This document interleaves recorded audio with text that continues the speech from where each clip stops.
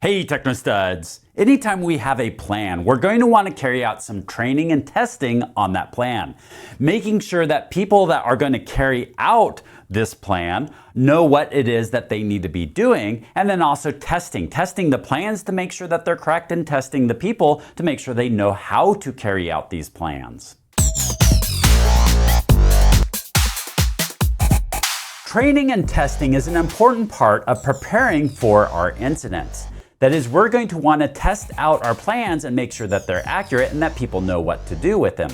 What we may find in this process is that there are certain steps that just don't work very well. So we can start moving things around and putting them in different orders, or figuring out what is the best approach to this. There are several different ways we can approach testing out our plan. For instance, we could do just a tabletop or walkthrough exercise. That is, we get everyone involved that needs to go through this process. We sit them down at a table and then we walk through the procedures to make sure that they're accurate, to make sure that nothing needs to be adjusted.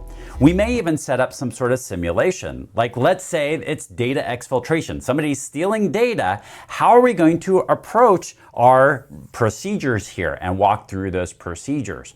Or there also, what we could do is we could do some sort of parallel processing. Maybe there's some systems that are involved, and so rather than using the production system, instead we're going to use the staging system or the developer system. And so we're going to use maybe it's a virtual environment. We're going to set up some sort of virtual setup here, and we're going to test it out, test our processes and procedures, and maybe use some sort of simulation in that.